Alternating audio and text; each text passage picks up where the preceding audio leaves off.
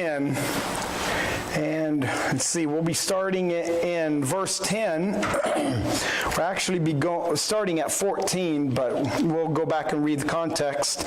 And behold, a hand touched me, which set me upon my knees and upon the palms of my hands. And he said unto me, O Daniel, a man greatly beloved, understand the words that I speak unto thee, and stand upright. For unto thee am I now sent. And when he had spoken this word unto me, I stood trembling. Then said he unto me, Fear not, Daniel, for from the first day that thou didst set thine heart to understand, and to chasten thyself before thy God, thy words were heard, and I am come for thy words. But the prince of the kingdom of Persia withstood me 21 days. But lo, Michael, one of the chief princes, came to help me, and I remained there with the kings of Persia. Now I am come to make thee understand what shall befall thy people in the latter days, for yet the vision is for many days. So we already looked at all these princes and how we looked at the prince of Tyrus in Ezekiel 28, and then the king of Tyrus, which is Satan. We looked at the prince of Egypt. We looked at Gog and Magog, that were the chief princes of Meshech and Tubal. And then we looked at the prince in Ezekiel 37 to 48, and how we found out that that is David, actually. And then we kind of stopped there. It was a good place to stop. And then the prince of Babylon. There's a prince of Babylon. Now, Daniel's name was Belteshazzar, the name of Nebuchadnezzar's god. And Belteshazzar means whom Bel favors. Now, Bel is another name for Baal or Beelzebub. And look what Christ calls him in Matthew chapter 12. Matthew chapter 12, and look at verse 24. That's right. Matthew chapter 12. And verse 22, then was brought unto him one possessed with a devil, blind and dumb, and he healed him, insomuch that the blind and dumb both spake and saw. And all the people were amazed and said, Is not this the son of David? And when the Pharisees heard it, they said, This fellow doth not cast out devils, but by Beelzebub, the prince of the devils. So here Jesus Christ calls Baal or Beelzebub the prince or lord of the flies. That's what it means, lord of the flies. But he's the prince of the devils, which, if he's a prince, he's got to be a prince over something. Well, Baal originated from Babylon, so he would be the prince of Babylon. Now, all these names, Baal, Bel, all of them are names of Satan. And we mentioned last week that about the prince and the angel that would be over America. We like to think about things like that, but there's definitely something going on in the heavens over our nation. And so now.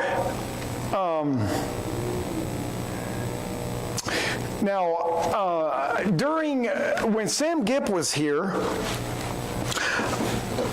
I asked Sam Gipp where Satan ruled when he was on earth. Where Satan ruled back before Adam, because we know that the kingdom was taken from Satan and given to Adam. And it was once Satan's, and of course when Adam fell, Satan took control of it again. And so, and he said it was Egypt. Sam Gipp said that it was Egypt. What if it was Babylon?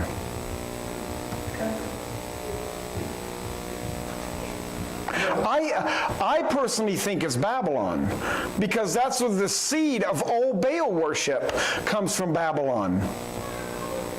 Babylon was one of the first kingdoms even before Egypt was founded. And I can understand Egypt being part, because that's where the false Bibles come from. But I wonder if it was Babylon, because that's where Nimrod was, and Cush and all those guys. I don't know, it's just something to think about. That's where Shinar's at. And the land of Shinar. That's where the wicked spirit goes to set up her, and that woman, the angel, Yeah. she goes to Shinar to set up. And like that demonic angel had its originality. They all go back to Babylon. So I wonder if that's where he dwelled. I thought Cush was in Ethiopia. Ethiopia. Could be. That doesn't. But Nimrod started the kingdom of Babylon. That's where it went. That's where it took off, I guess. Was that the Tower of Babel? Okay, talking about Cush, and I thought Cush was in Ethiopia. Let's see. Cush was the son of Ham. Yeah. So in Genesis chapter 10. Because I've heard someone say that the Garden of Eden was over in Ethiopia. Where what? The Garden of Eden. Was in Ethiopia? No. I don't think so. No, the garden, Edom was right at the head of, it was actually over by Iraq and Iran, up through there, and that's where all the way up into Turkey today. Yeah. Right. That could be over where the Hanging Gardens of Babylon, I don't know. because that's Iraq. Yeah. Babylon, right? Because all the rivers' heads come out of Eden. Right. One of them's still there. Right. Yeah. Right. So just a thought, you know. All right, now the next thing is that the children under the age of accountability have guardian angels. Look at Matthew chapter 18.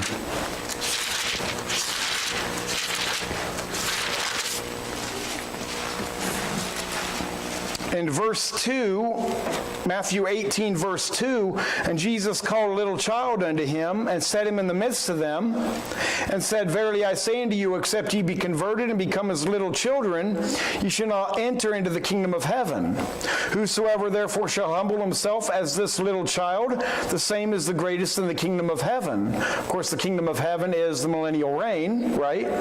And whoso shall receive one such little child in my name receiveth me.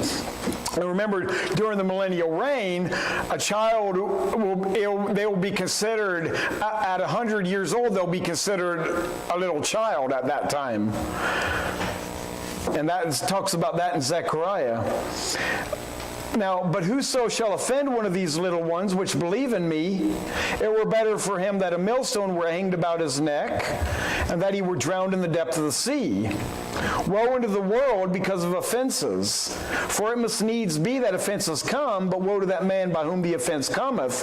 Wherefore, if thy hand or thy foot offend thee, cut them off, and cast them from thee. It is better for thee to enter into life halt or maimed, rather than having 2 hands or 2 feet, to be cast into everlasting fire. And if thine eye offend thee, pluck it out, and cast it from thee. It is better for thee to enter into life with 1 eye, rather than having 2 eyes to be cast into hellfire. Take heed that ye despise not one of these little ones, for I say unto you that in heaven their angels do always behold the face of my Father which is in heaven.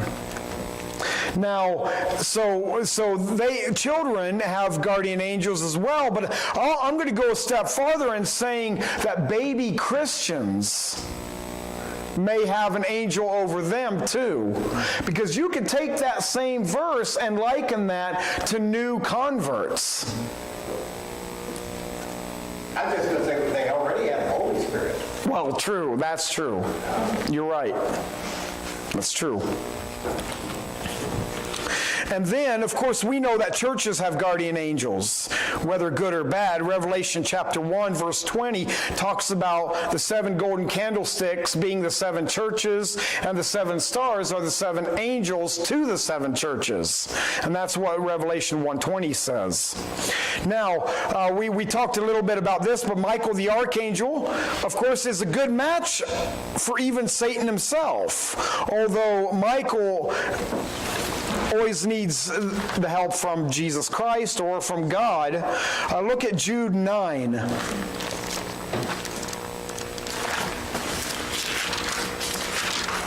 Jude verse 9 says, "Yet Michael the archangel, which when contending with the devil, he disputed about the body of Moses, durst not bring against him a railing accusation, but said, The Lord rebuke thee." Look at Revelation chapter 12.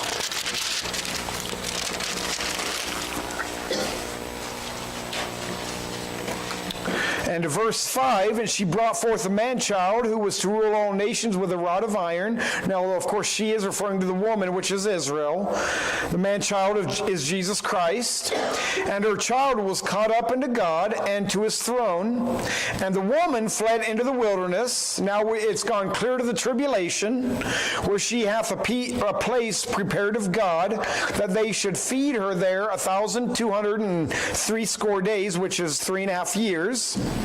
"And there was war in heaven. Michael and his angels fought against the dragon, and the dragon fought and his angels, and prevailed not, neither was their place found any more in heaven.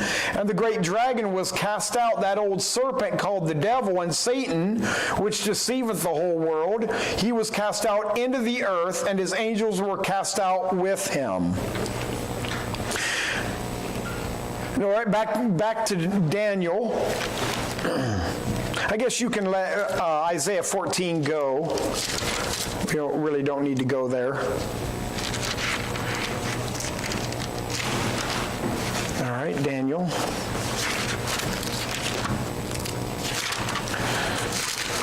The purpose Gabriel was detained was because Satan was being hostile, or these angelic beings were being hostile toward the Jews. I don't know what their purpose was against the Jews, but definitely it hindered Daniel's prayer. And sometimes when we pray, it could be that we're actually right with God. It just takes time. Now, of course, we're not going to see a vision like Daniel saw here, but God may have to put our prayers on hold, answering them, because there may be something going on in the heavens that we don't know about, And so, but the purpose here, obviously, was toward the Jews. The purpose of Gabriel's visit is verse 14 here in Daniel chapter 10. "Now I am come to make thee understand what shall befall thy people in the latter days, for yet the vision is for many days." This is the reason Gabriel is sent, to make Daniel to understand what will happen to the Jews in the latter days. Of course, chapter 11, verses 1 to 35, describe in detail the war between 2 of the 4 generals of Alexander the Great, Ptolemy and Seleucid. It is known as the wars of the kings of the south and the king of the north. This war will carry us down to the end of the reign of Antiochus Epiphanes in BC 164, ending in chapter 11, verse 31. And then verse 32 through 35 covers the whole period of the time of the Maccabees, down through BC 166, down to the time of the end. And then verse 36 introduces a dual prophecy, a prophecy of what's going to happen during that time when the Maccabees come through, and the other side of it is prophetical for the Antichrist. Of course, that introduces us to the willful king in verse 36, which is the Antichrist. Now let's read verses 15 to 17 here in Daniel chapter 10. "And when he had spoken such words unto me, I set my face toward the ground, and I became dumb. And behold, one like the similitude of the sons of men touched my lips. Then I opened my mouth and spake and said unto him that stood before me, O my Lord, by the vision my sorrows are turned upon me, and I have retained no strength. For how can the servant of this my Lord talk with this my Lord? For as for me, straightway there remained no strength in me, neither is there breath left in me. So when Daniel addresses this angelic being, it is as Lord, but it's not with a capital L. It's a small l, which shows us that this was not Jesus Christ. And another reason that it could not be Christ. Now the being that touched Daniel's lips was probably, as we said last week, a seraphim. It's one like the similitude of the sons of men. Now look at Isaiah chapter 6.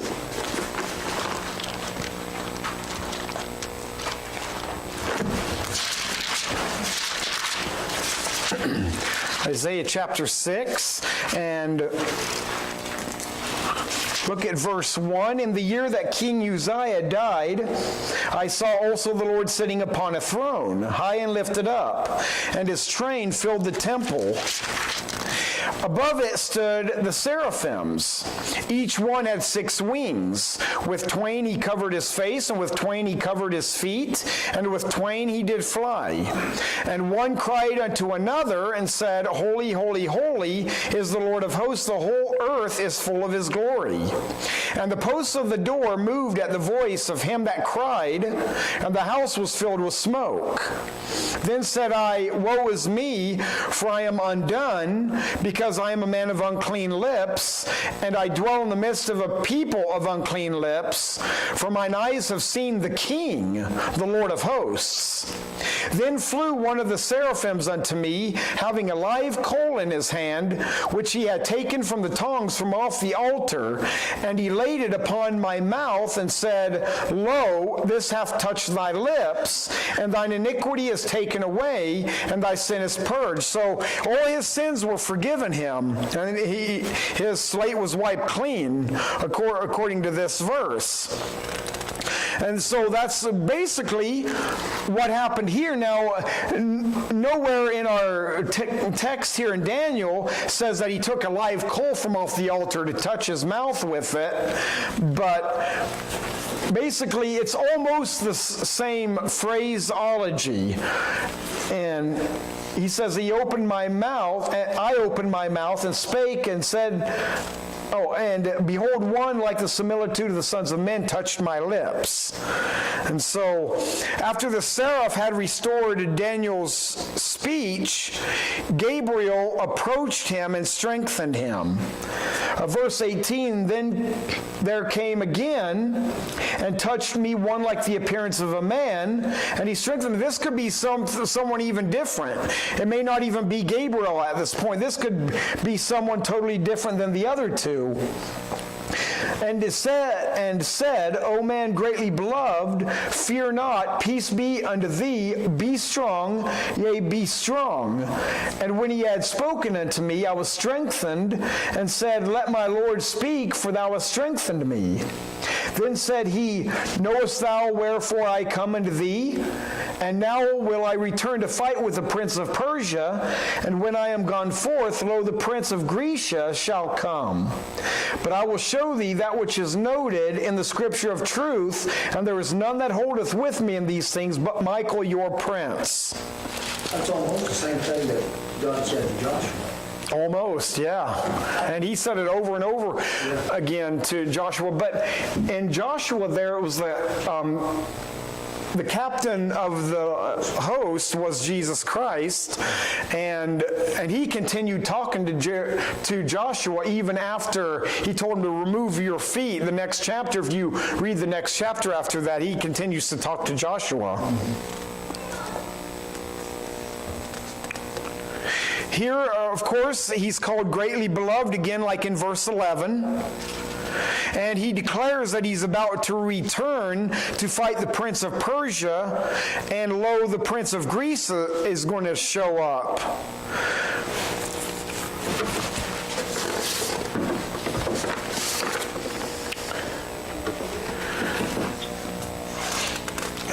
This next portion, I'm probably going to stop right there.